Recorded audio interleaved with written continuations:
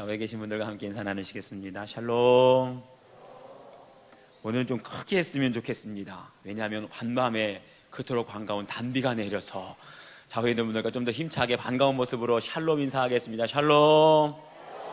단비가 내렸습니다. 기도하겠습니다. 하나님 감사합니다. 비록 많은 양은 아니지만 메마른 이 땅에 단비를 내려주시고 또 이 타들어가는 땅을 적셔주시니 감사합니다. 우리의 타들어가는 심령에도 은혜의 단비를 나리워 주시옵소서. 말씀을 사모하며 목마른 사슴같이 엎드렸습니다. 주여, 저희들을 불쌍히 여겨주셔서 오직 말씀만이 우리를 살려주시고 소송케 하시고 치료하시는 능력임을 깨닫게 하여 주옵소서. 말씀 안에 회개의 심령을 허락하여 주셔서 다시 한번 이 시간 십자가의 능력을 깨닫게 하시고 보혈의 능력을 경험할 수 있는 은혜의 시간이 될 수 있도록 성령님 역사해 주시옵소서. 감사드리며 예수 그리스도의 이름 받들어 기도하옵나이다. 아멘. 할렐루야. 저희는 지난주에 이어서 느헤미야 말씀을 통해서 비전이라는 주제로 하나님 말씀 살펴보고 있습니다. 특별히 느헤미야 말씀은 전과 후로 나뉘어지게 되는데 전반부에는 예루살렘 성벽, 무너졌던 예루살렘 성벽을 재건하는 과정을 통해서 회복이라는 주제로 살펴보았고요. 이제 지난주부터는 그 무너졌던 예루살렘 성벽이 재건이 되었습니다. 재건된 다음에 우리가 나가야 할 목표가 무엇이고 비전이 무엇일까? 그래서 비전이라는 주제로 말씀을 살펴보고 있는데 오늘은 그 두 번째 시간 회개로 새로워지는 교회라는 제목으로 함께 은혜 나누겠습니다. 첫 번째는 큰 일을 이루었을 때가 곧 회개할 때라는 겁니다. 우리 1절 말씀 다 같이 한번 읽어볼까요? 1절 시작.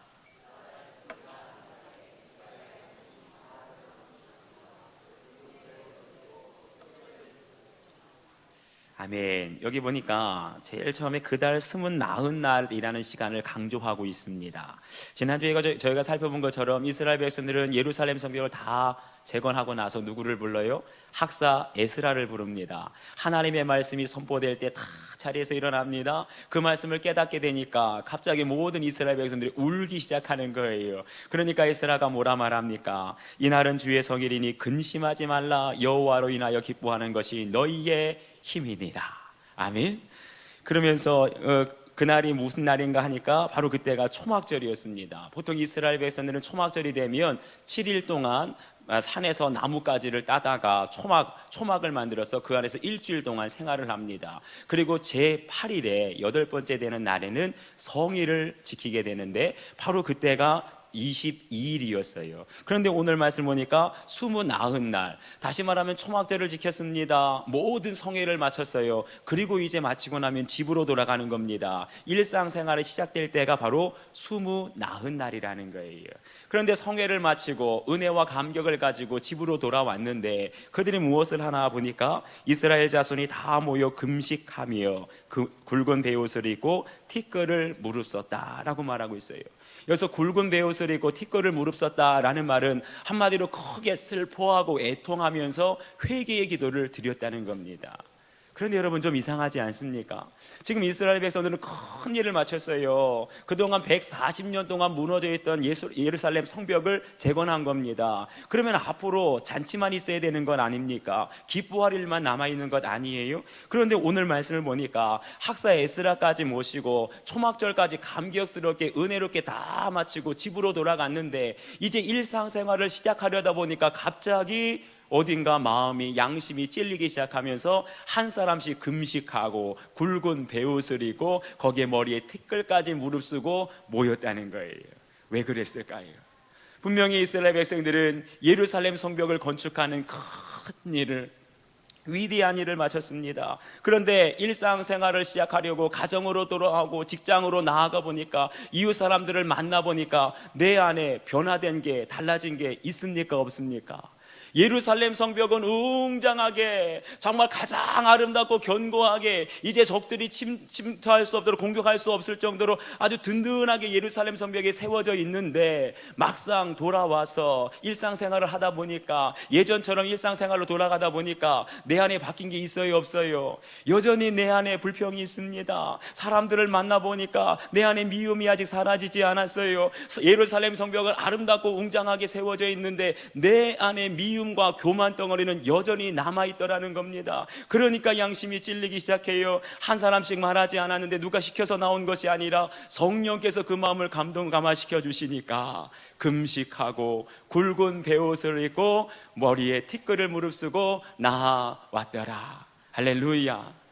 자기 분당에 가면 우리들 교회라고 김양재 목사님이 심호하시는 교회가 있는데, 그 교회는 수험생들에게 시험을 보기 전에 꼭 전통이 하나 있답니다. 예쁜 머그컵을 하나씩 나눠준대요. 그런데 그 예쁜 머그컵을 주면서 거기 글귀가 하나 있는데 좀 특이한 글귀를 쓴답니다. 붙으면 회개하고 떨어지면 감사하라.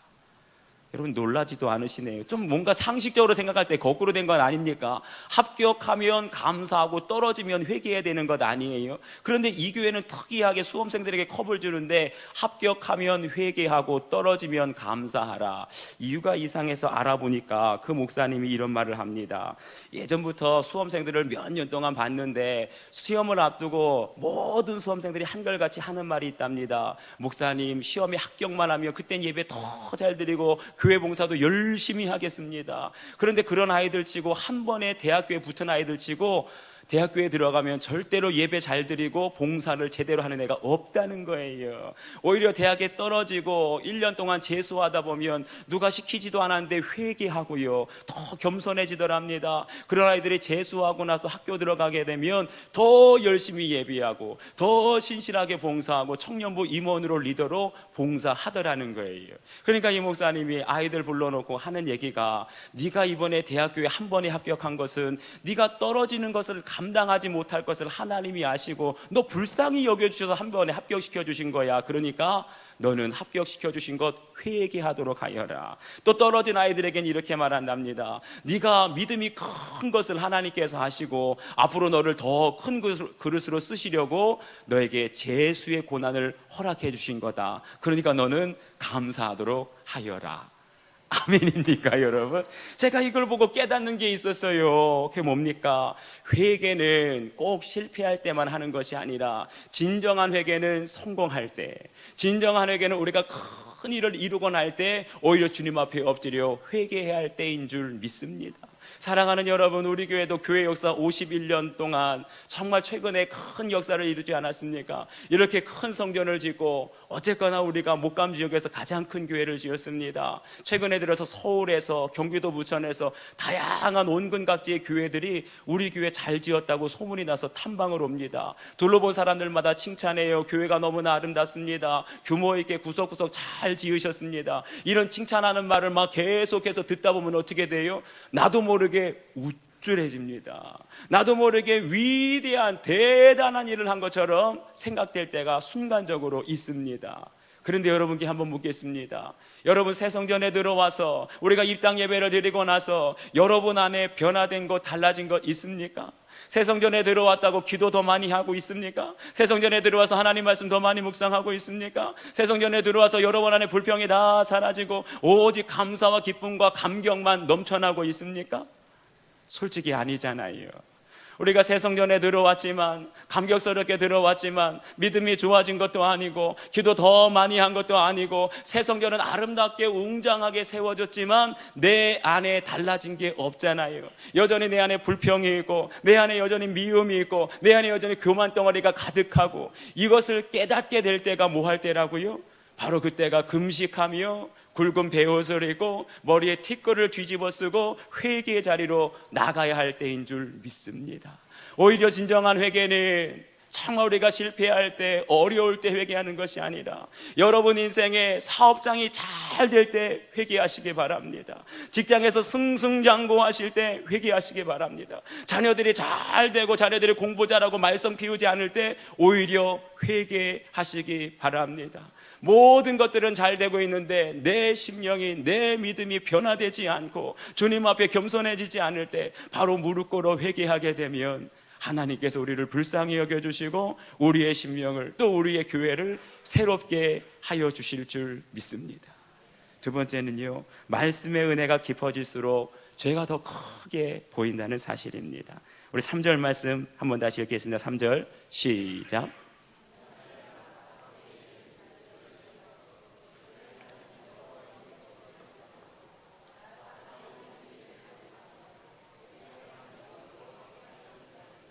아멘. 여기 보니까 나 4분의 1은 무슨 시간이냐? 낮이라는 시간을 아침 새벽 6시부터 저녁 6시까지 4분의 1로 나눕니다.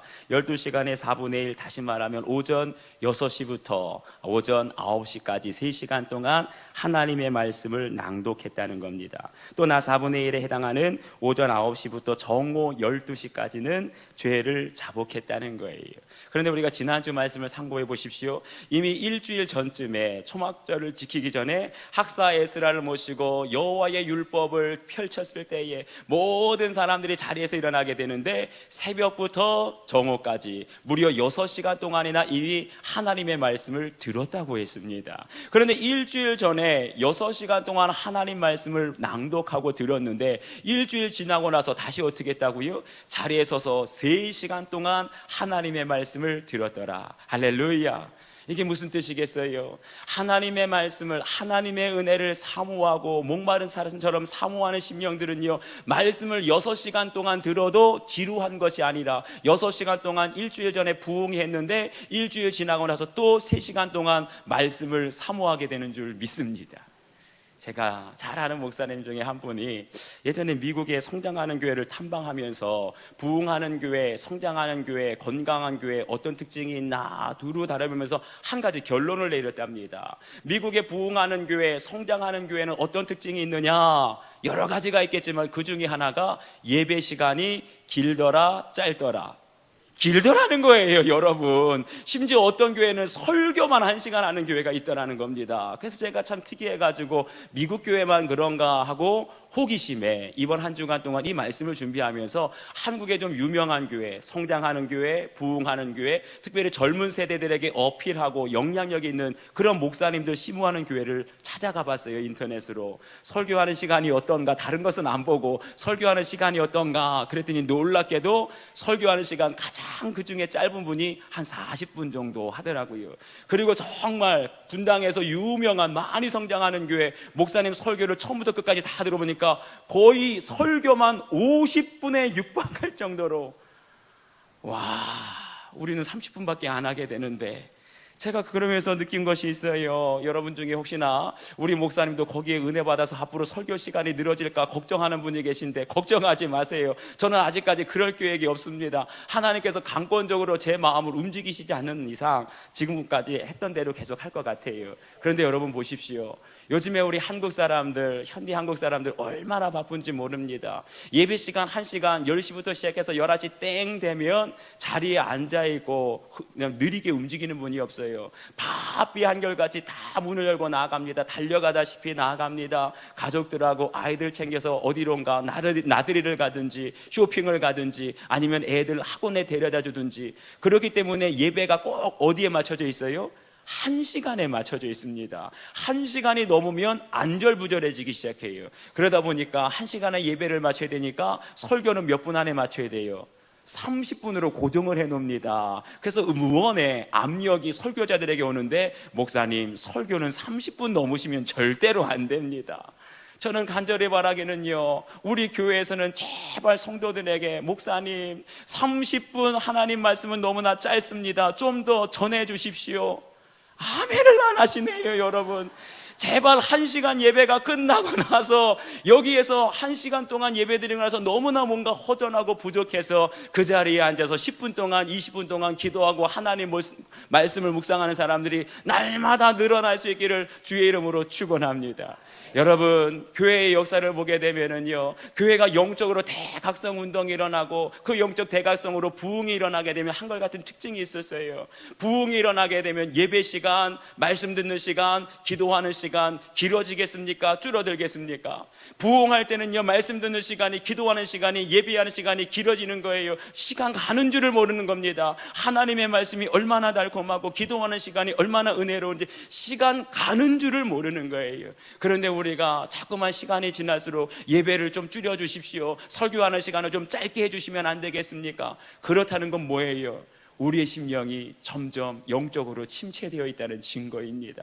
우리가 병들어 있고 우리가 점점 아파가고 있다는 거예요. 오늘 하나님 말씀을 보게 되면 이스라엘 백성들은 무려 3시간 동안이나, 지난주에 6시간 들었는데 3시간 동안 또 들었다는 거예요. 그만큼 갈급하고 건강하고 영적으로 부흥하고 있다는 증거인 줄 믿습니다. 우리 가운데도 그런 은혜가 있기를 바라요. 하나님의 말씀을 더 사모하고 예배의 자리, 기도의 자리를 더 사모할 수 있는, 머무를 수 있는 여러분들 되시기를 축원합니다. 그런데 이렇게 3시간 동안 말씀을 다 묵상하고 듣고 난 다음에 뭐 합니까? 다시 3시간 동안 자신의 죄를 자복하며 여호와 하나님께 경배했다라고 하고 있어요. 여기서 눈여겨볼 것은 순서입니다. 자복하고 회개한 다음에 하나님 말씀 본 것이 아니에요. 3시간 동안 하나님의 말씀을 먼저 듣습니다. 그리고 나서 3시간 동안 자신의 죄를 자복하고 회개했다는 거예요. 왜 그랬을까요? 하나님의 말씀을 들어야만 뭐가 보이기 시작합니까? 내 안에 죄가 보이기 시작하는 줄 믿습니다. 하나님의 말씀을 모르는 사람은 뭐가 죄인지도 모르는 거예요. 하나님의 말씀이 들어오기 전까지는 우리의 속사람이 시커멓기 때문에 아무것도 보여지지 않는 거예요. 그런데 하나님의 말씀을 듣고 하나님의 말씀을 깨닫게 되면 내 영혼이 성결해집니다. 내 영혼이 깨끗해집니다. 그러면 내 안에 아주 작은 티끌 같은 죄악까지도 너무나 선명하게, 너무나 크게 보여지게 되는 줄 믿습니다. 시커먼 구정물 안에는요, 어떠한 쓰레기 덩어리가 있는지 보여지지 않아요. 그런데 그 시커먼 구정물이 정화가 되어서 점점점 깨끗하게 되면 그 안에 조그만 먼지 하나가 보입니다. 조그만 송사리 한 마리가 보입니다. 새빨간 단풍잎 하나가 떨어져 있는 것이 선명하게 보이는 거예요. 그래서 우리가 잘 아는 것처럼 사도 바울은요, 평생 동안 하나님의 말씀을 땅끝까지 전하며 선교 사역을 합니다. 그리고 영적으로 가장 성숙하고 성령의 충만한 때, 마지막 때가 되어서 기록한 책이 있습니다. 디모데 전서, 영적인 아들 디모데에게 전하는 편지 아닙니까? 그런데 디모데 전서를 보면 그 사도 바울이 이렇게 고백합니다. 내가 죄인 중에 괴수니라. 내가 죄인 중에 괴수니라. 이 말을 듣고 어떤 분은 오해해요. 아이고, 사도 바울을 내가 존경하고 거룩한 사람인 줄 알았는데 몹쓸 사람이구만, 죄인 중에 괴수라니. 사도 바울이 그렇게 죄를 많이 지었나? 여러분, 오해입니다. 사도 바울이 죄를 많이 지어서 내가 죄인 중에 괴수라고 고백한 것이 아니라 영적으로 성숙하고 성령의 충만함을 받아서 내 영혼이 성결해지고 내 속사람이 깨끗해지게 되면 죄에 대해서 누구보다도 더 많이 깨닫게 되고 아파하고 애통하게 되는 줄 믿습니다. 그렇기 때문에 18세기의 미국의 영적 대가성을 이끌었던 조나단 에드워드라고 하는 사람이 있는데, 이 사람이 젊은 날 예수님을 믿고 자신의 죄에 대해서 이렇게 회고하는 고백이 있습니다. 회심하고 나서 시간이 지날수록 나의 죄가 너무 추하게 보였습니다. 성도는 하나님을 더 많이 사랑할수록 죄에 대해서 더 많이 애통하게 되는 법입니다. 아멘이십니까? 우리가 하나님을 더 많이 사랑하게 되고 하나님의 말씀을 더 많이 깨닫게 되고 그 말씀의 은혜가 되면 죄에 대해서 더 많이 애통하게 되는 줄 믿습니다. 오늘날 왜 우리가 눈물 흘리지 않아요? 오늘날 왜 우리가 회개하지 않습니까? 그것은 하나님을 사랑하지 않기 때문에 하나님의 말씀이 우리 가운데 들어오지 않았기 때문입니다. 사랑하는 여러분, 간절히 바라고 원하옵기는 하나님의 말씀을 더욱더 가까이 하시고 하나님의 은혜를 더 크게 사모하시는 여러분들 되시기를 축원합니다. 하나님의 말씀이 우리 가운데 들어오고 성령의 충만함을 입게 되면 우리의 영혼이 정화가 일어나요. 깨끗하게 청소가 일어나게 되고 우리의 영혼이 성결해집니다. 그럴 때 가장 먼저 보여지는 것이 너무나 더럽고 너무나 부끄러운 우리 안에 숨겨진 죄악이 그때서야 보여지기 시작합니다. 그러면 누가 말하지 않아도 1907년도 평양에 있는 장대현 교회에서 가슴을 치며 밤새도록 모든 성도들이, 길선주 장로님을 시작해서 모든 성도들이 밤새도록 가슴을 치며 자신의 죄를 회개했던 것처럼 우리 가운데도 말씀이 역사하고 성령이 역사하고 우리의 영혼이 정결하게 되면 그와 같은 회개의 역사가 일어나게 될 줄 믿습니다. 그런데 참 이상하지요. 교회 역사를 보게 되면 말씀과 회개의 역사가 일어나는 곳은 반드시 한 가지 따라오는 것이 있습니다. 오직 말씀과 회개의 역사가 일어나는 곳에 놀라운 영적인 각성과 대부흥의 역사가 일어나게 되는 줄 믿습니다. 이제 우리 수인중앙교회가 이 새성전에서 사모하고 정말 간절히 기도해야 될 것은 바로 그것입니다. 그냥 성전만 아름답고 웅장하게 세운 것이 아니라, 주여, 이 성전을 통하여 우리 가운데 말씀이 역사하게 하여 주시옵소서. 말씀이 들어올 때 양심이 찔리고 회개의 역사가 일어나게 하여 주시옵소서. 말씀과 회개를 통하여 우리 가운데 영적인 대각성이 일어나게 하시고 놀라운 부흥의 역사가 일어나게 하여 주시옵소서. 반드시 그렇게 되어질 줄 믿습니다. 마지막 세 번째는요, 영적 지도자들이 먼저 회개해야 한다는 것입니다. 우리 4절 말씀 다 같이 읽겠습니다. 4절 시작.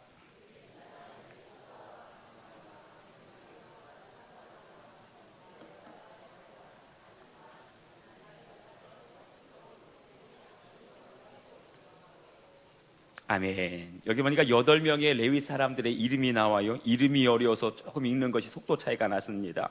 그런데 여기 보니까 8명의 레위 사람들이 단에 올라갔다 그랬어요. 단이라는 말을 히브리어로 보니까 마을레라고 하는데, 이 마을레라고 하는 곳은 아무나 올라갈 수 없고 특별한 사람들만 올라갈 수 있도록 만든 높은 강단을 가리킵니다. 그런데 여기에 올라간 사람들의 이름의 몇몇모를 보니까 그 이름에 영적인 의미가 있어요. 예수와 여호와는 구원이시다. 바니 여호와께서 세우신다. 간미엘 여호와께서 앞서 가신다. 스바냐 여호와께서 번성하게 하셨다. 분니 세운다. 세레비야 여호와께서 뜨겁게 하셨다. 그날이 숨긴다. 여러분, 이름을 가만 살펴보니까 이 8명의 레위 사람들은 하나님께 은총받은 사람입니까? 축복받은 사람입니까? 그렇지 않은 사람입니까? 이름의 몇몇모를 보니까 여호와께서 구원하시고, 여호와께서 앞서가시고, 여호와께서 번성케 하시고, 여호와께서 숨겨주시고, 여호와께서 세워주신 사람, 바로 이 사람들이야말로 하나님께 큰 은혜와 복을 받은 사람인 줄 믿습니다. 그런데 이렇게 은혜와 특별한 축복을 받은 사람들이 아무나 올라갈 수 없는 높은 마할레라고 하는 단에 올라갔다는 거예요. 무엇을 말해줍니까? 이 8명의 레위 사람들은 평범한 레위인이 아니라 많은 레위인들 중에서도 특별히 백성들에게 존경받는 레위인, 많은 백성들에게 영향력을 끼칠 수 있는 그러한 리더요, 영적 리더라는 것을 알 수가 있어요. 그러니 이 8명의 레위인이 단 위에 올라가서 뭐라 말합니까? 단에 올라서서 큰 소리로 그들의 하나님 여호와께 부르짖었다라고 말하고 있어요. 이 부르짖었다라는 말을 히브리 원어로 살펴보니까 큰 소리로 여호와께 회개기도 드렸다라는 말입니다. 다시 말하면 뭡니까? 여기에 중요한 메시지가 있는 거예요. 보통 레위인도 아니고 보통 사람도 아니고 이스라엘 백성들에게 가장 존경받고 가장 큰 영향력을 끼칠 수 있는 그런 8명의 큰 은혜와 축복받은 레위인들이 백성들이 다 바라보는 높은 강단에 올라가서 큰 소리로 회개했다. 다른 것 아닙니다. 사랑하는 여러분, 레위인이 뭐 하는 사람입니까?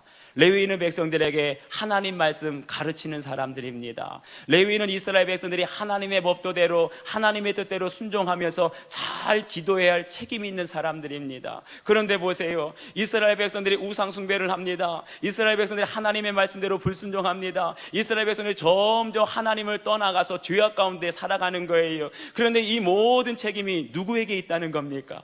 그들에게 말씀으로 가르치고 그들을 바른 길로 지도해야 할 책임이 오직 누구에게? 레위인에게 있다는 거예요.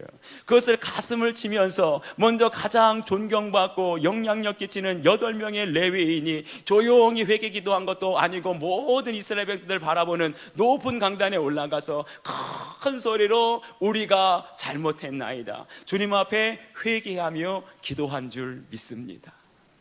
2007년 7월로 기억됩니다. 상암동에 있는 월드컵 경기장에서 1907년 평양 대부흥운동을 기념해서 100주년 기념 성회가 열렸어요. 제 기억으로는 아마 상암 월드컵 경기장에 약 10만 명의 한국교회 수많은 성도들이 다 교단을 초월해서 다 그 자리에 모여있던 걸로 기억이 납니다. 그런데 그때 10만 명의 한국교회 모든 성도들이 모인 자리에서 설교 강단에 누가 섰느냐? 한국교회를 대표하고 제자 양육, 특별히 말씀 사역에 전념해서 한국교회 가장 존경받는 목사님 중에 한 분인 고인이 되신 오카는 목사님이 설교를 하십니다. 또랑또랑한 목소리로. 그런데 그 목사님 입술에서 생각지 못했던 고백과 회개의 기도가 나오는 거예요. 그 목사님 말씀하시기를 믿기만 하면 구원받습니다 하면 사람들이 다 아멘을 한다는 거예요. 믿기만 하면 하늘의 복도 땅의 복도 다 받을 수 있습니다. 그러면 성도들이 두 손 들고 할렐루야 한다는 거예요. 그런데 말씀대로 살지 못한 죄를 지적하면 순식간에 예배당이 싸늘해지고 분위기가 차가워진다는 겁니다. 그러면서 그분이 10만 명의 성도들 앞에서 가슴을 치며 이렇게 회개를 해요. 지금까지 단 것만 먹이고 쓴 것은 먹이지 않으려고 하는 나쁜 설교자가 됐다고, 죄에 대해서 회개에 대해서 부담스러운 주제에 대해서는 회개를 하지 못했노라고 스스로 성도들 앞에서 회개하며 탄식했습니다. 그래서 맨 마지막에 10만 명의 성도들 앞에서 함께 참회의 기도를 드리자고 기도를 하는데 이렇게 기도합니다. 머리 숙여 기도합니다. 거룩하신 주여, 이놈이 죄인입니다. 이놈이 한국교회에 입만 살았다고 떠들고 행위가 죽어버린 한국교회를 만드는 장본인입니다. 아버지, 겉모양은 요란하지만 내면에는 죄악이 쌓여있는 이 한국교회를 불쌍히 여기고 성령을 부어주시되 통회하고 자복하는 영을 부어주셔서 이 한국교회를 깨끗하게 하옵소서, 깨끗하게 하옵소서, 깨끗하게 하옵소서. 이놈이 죄인입니다 라고 할 때 그 목사님은요, 한국교회에서 가장 존경받는 목사님이셨어요. 가장 하나님 말씀대로 산다고 하는 영향력 있는 제자 양육을 하는 한국교회를 대표하는 목사님이셨어요.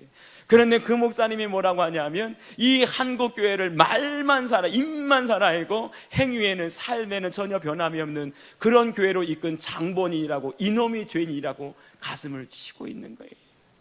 그럴 때 모든 성도들이 숙연해지고 자신을 돌아보고 그 자리에 회개의 역사가, 회개의 영이 임하게 된 줄 믿습니다. 사랑하는 여러분, 오늘은 우리 교회를 섬기는 영적 지도자들이 먼저 자신의 가슴을 치며 회개해야 될 때인 줄 믿습니다. 담임 목사인 저로부터 시작해서 우리 모든 교역자들로부터 시작해서 우리 장로님들과 안수 집사님들과 우리 권사님들이 먼저 가슴을 치며 주님 앞에 회개하시기 바랍니다. 성도들이 말씀대로 살지 않습니다. 한국교회가 타락해서 세속화되고 있습니다. 다른 사람을 탓하고 다른 성도들을, 믿음이 연약한 성도들이 말씀대로 살아가지 못한다고 정죄하고 판단하고 그들을 시기하기보다는 오히려 우리가 먼저 본이 되지 못하고 우리가 오히려 말씀대로 바르게 가르치지 못하고 그들을 사랑으로 타이르지 못했던 것을 먼저 회개하시기 바랍니다. 영적 지도자들이 먼저 주님 앞에 나와 두 손으로 엎드려 회개하게 될 때 하나님이 우리를 불쌍히 여겨주시고 우리 교회에 공유를 베푸실 때 진정 우리 교회가 위로부터 새로워지는 은혜를 덧입게 될 줄 믿습니다. 먼저 영적 지도자들이 엎드려 회개하며 우리의 모든 부족한 것들을 성도들을 말씀으로, 기도로, 사랑으로 본이 되어서 가르치지 못한 것을 회개하게 될 때 우리 교회는 다시 한번 거룩한 교회로 새롭게 세워질 줄 믿습니다. 이런 놀라운 은혜가 다시 한번 이 성전을 통하여 우리 모든 성도들에게 영적 지도자로부터 시작해서 저 어린 영혼들, 새가족들에 이르기까지 두루 흘러가게 될 때 우리 교회를 통하여 이 땅을 변화시키며 이 땅을 치유해 나가는 하나님의 교회 삼아 주실 줄 믿습니다. 오늘도 저에게 주신 말씀을 기억하며 우리 함께 기도하십시다. 하나님, 우리에게 회개의 영을 부어 주시옵소서. 큰 역사를 이루었다고, 새 성전을 우리가 건축했다고 스스로 자부심 갖고 있지만 내 안에 변화된 게 없습니다. 내 안에 달라진 게 없습니다. 영적으로 성장한 건 아무것도 없습니다. 회개의 영을 부어주시고 말씀 안에 우리의 죄악을 깨닫게 하시며 영적인 지도자들이 먼저 무릎 꿇게 하셔서 우리 온 교회가 말씀과 회개로 새로워지게 하여 주옵소서. 함께 같이 기도하겠습니다. 아버지 하나님, 참으로 고맙습니다. 살아계신 하나님께서 오늘도 저희들에게 오셔서 말씀하여 주실 때 우리에게 깨닫는 심령을 허락하여 주시옵소서. 하나님의 말씀은 좌우의 나리선 검과도 같아서 그 말씀이 우리의 심령과 골수와 생각과 모든 뜻을 쪼갤 때에 하나님 어떤 것도 숨김없이 다 드러나게 되는 줄 믿습니다. 주여, 우리에게 회개의 영을 부어주시옵소서. 우리의 강박한 심령, 얼어붙은 심령, 교만한 심령을 말씀의 능력으로 하나님 깨워주시고 부숴주시고 다시 한번 변화될 수 있도록, 새로워질 수 있도록 도와주시옵소서. 위로는 영적인 지도자들로부터 먼저 가슴을 치며 주님 앞에 엎드리기를 원합니다. 가슴을 치며 주님 앞에 엎드리기를 원합니다. 그래서 주님의 몸 된 교회는 오직 말씀과 회개의 기도로 새로워지게 하시고, 이로 인하여 영적인 대각성과 놀라운 부흥의 역사가 다시 한번 이 성전을 통하여 이루어질 수 있도록 도와주시옵소서.